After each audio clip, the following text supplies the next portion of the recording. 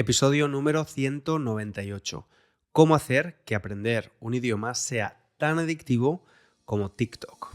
Y bueno, en realidad no importa que hablemos de TikTok, Instagram o YouTube, porque todas estas redes sociales comparten algo. Todas son adictivas. La persona usuaria típica de redes sociales pasa 2 horas y 23 minutos al día usándolas. Quizás a ti te parece mucho, pero para muchas personas será poco y es posible que pasen incluso más tiempo. Hola estudiante, te doy la bienvenida a un nuevo episodio. Por cierto, te tengo que decir que estoy un poco enfermo. He estado un poco enfermo, así que me cuesta un poquito hablar y mi voz todavía está un poco tomada. Así que discúlpame, espero ya estar mejor o un poco más normal en el próximo episodio. Hemos dicho que 2 horas y 23 minutos al día de media. Eso supone, al mes, 71 horas. Al año, 869 horas. Es decir, esto equivale aproximadamente a 36,2 días completos. Más de un mes entero de tiempo acumulado usando redes sociales. ¿Te imaginas el impacto que podría tener pasar la misma cantidad de tiempo mejorando el idioma que estudias, el español, por ejemplo? Pues mira, estudiante, en realidad esto es imposible. Antes de explicarte por qué, quiero recordarte algo importante.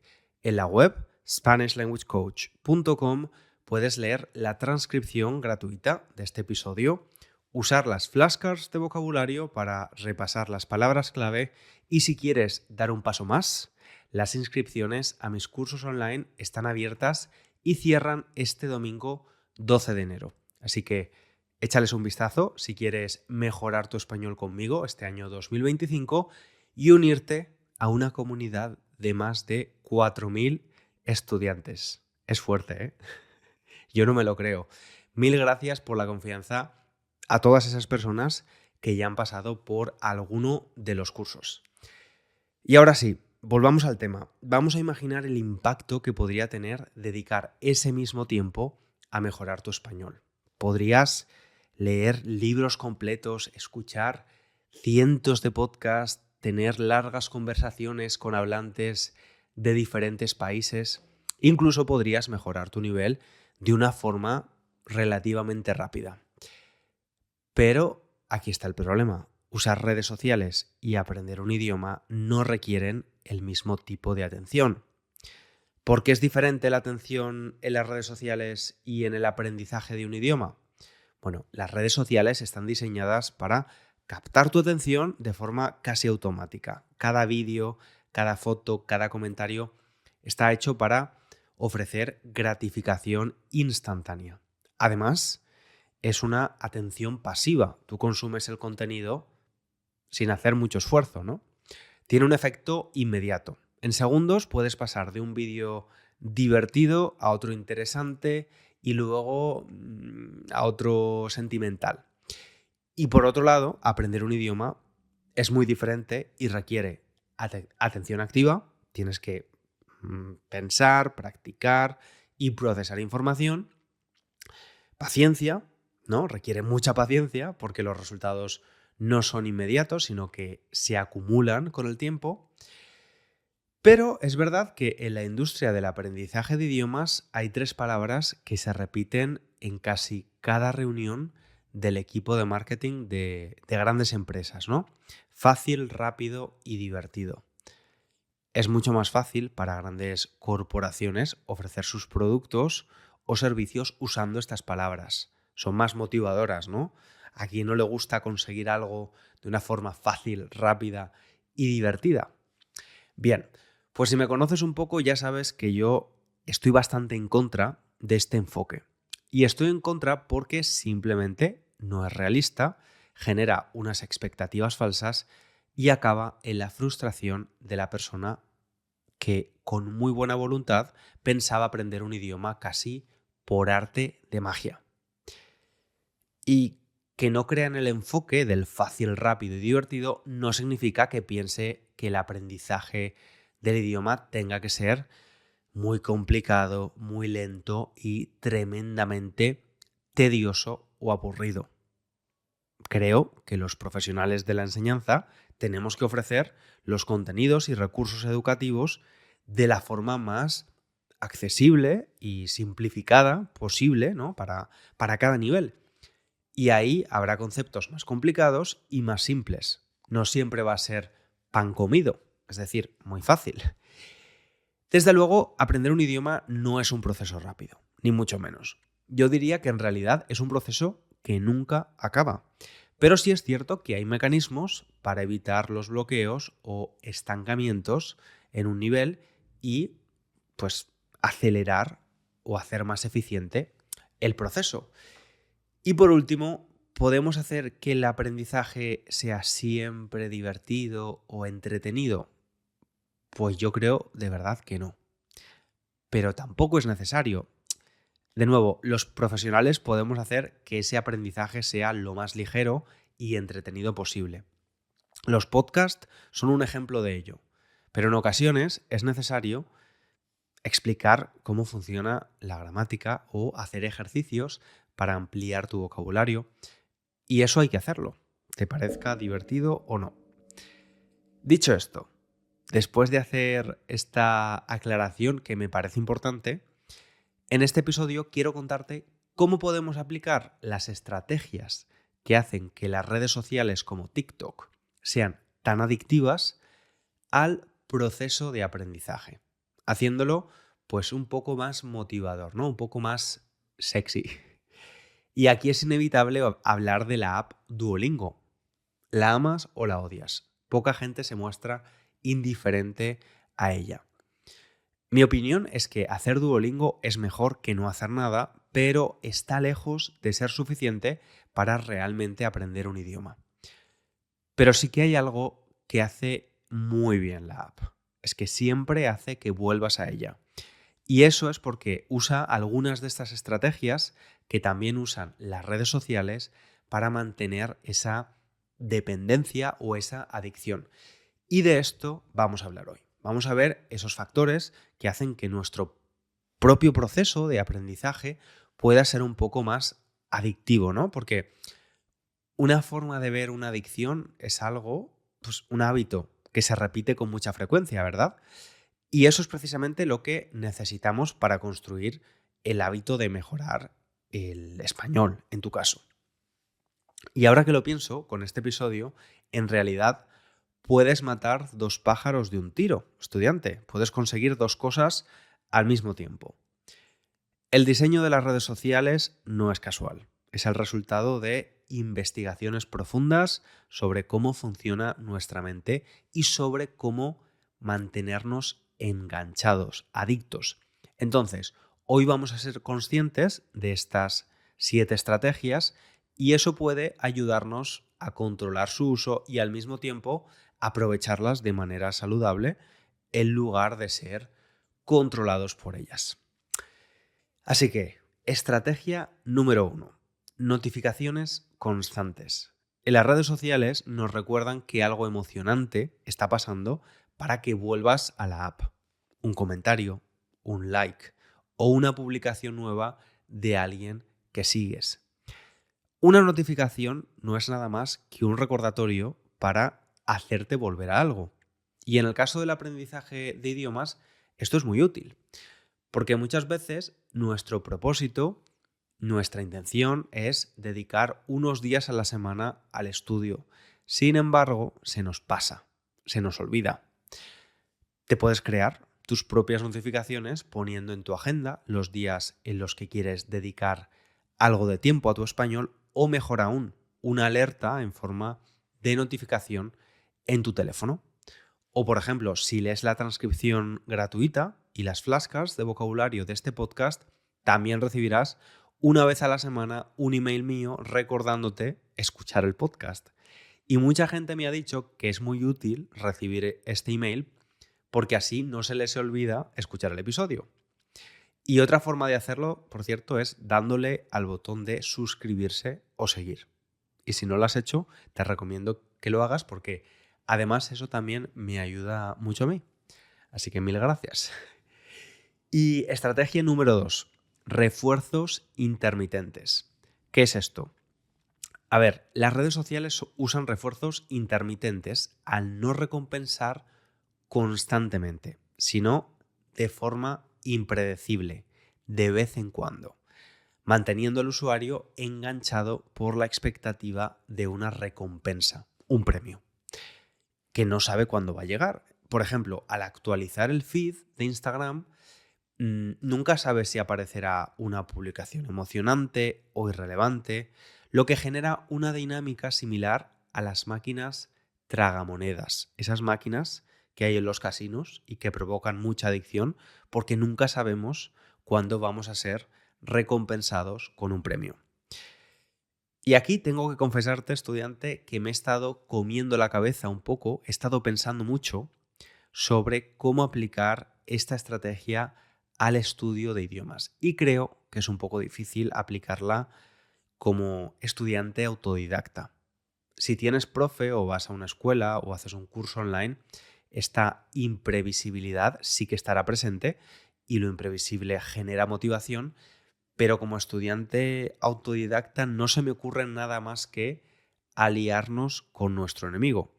Y te cuento, yo lo he hecho y funciona. Creé hace unos meses una cuenta en Instagram específicamente para seguir cuentas en francés. Busqué páginas de recetas, de humor, de noticias, de tecnología, de un montón de cosas.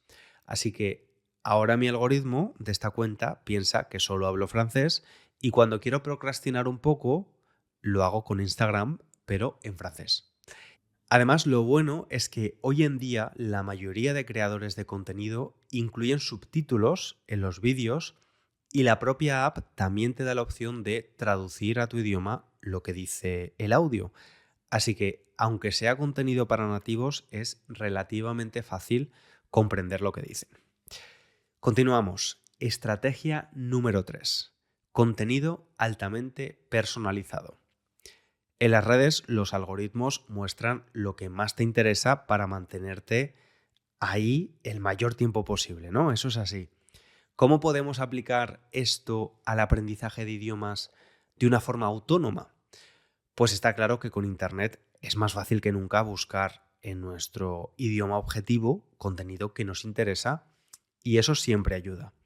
Pero es que además con la inteligencia artificial no solo tienes que ser el sujeto pasivo, escuchando o viendo algo, también puedes hablar con ella. Es una pasada.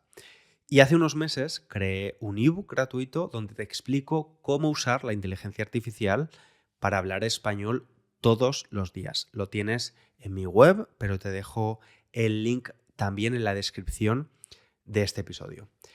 Y seguimos. Estrategia número 4. Sentimiento de comunidad y pertenencia. Cosas como los likes y comentarios refuerzan nuestra autoestima. Eso es así. Somos animales sociales y necesitamos sentirnos acogidos por la tribu, saber que pertenecemos. Cuando escribes un comentario en YouTube o en Spotify, en este podcast, sabes que lo están leyendo gente de tu tribu, de tu grupo. Y además, de paso, practicas tu expresión escrita, que siempre viene bien. No, pero en serio, lo de estar con gente de forma presencial u online con la que compartes algún tipo de interés es muy gratificante. Yo empecé hace unas semanas a asistir a un grupo, a un curso de escritura creativa y me encanta ese ratito que voy con ese grupo de gente tan diferente, pero que tiene algo en común conmigo, ¿no? Es muy guay. Estrategia número 5. Gamificación y recompensa emocional. Algunas apps te recompensan, te dan premios por usarlas. Un ejemplo muy famoso es Duolingo, ¿no? Quizás tú puedes crear tu propio sistema de pequeñas recompensas. A nuestra mente le motiva un montón saber que va a haber una recompensa después de hacer un pequeño esfuerzo. A mí, por ejemplo, me encanta el café y muchas veces me propongo acabar un proyecto antes de determinada hora a cambio de luego salir a buscar un buen café a la cafetería. Si, por ejemplo, te propones practicar tu español 3 veces a la semana, de alguna forma, pues date un pequeño premio si lo haces. Refuerza ese compromiso que ya tienes. Y pueden ser pequeñas recompensas o un poco más grandes, depende de tus posibilidades. Si, por ejemplo, te estás preparando un examen de certificación de español, puedes ponerte como recompensa hacerte un viajecito a España si lo apruebas, ¿no? Y estrategia número 6, la penúltima, FOMO, Fear of Missing Out o Deadlines. En las redes, si no ves ese vídeo o lees esa publicación, puede que en unas horas desaparezca o que sea muy difícil volver a encontrarlo, lo que nos hace quedarnos y ver o leer esa pieza. Los deadlines funcionan muy bien para tomar acción y hacer las cosas. Y antes te hablaba del curso de escritura creativa que hago en Valencia. Tomé la decisión porque las inscripciones cerraban pronto y ahora voy cada semana a la escuela y aprendo.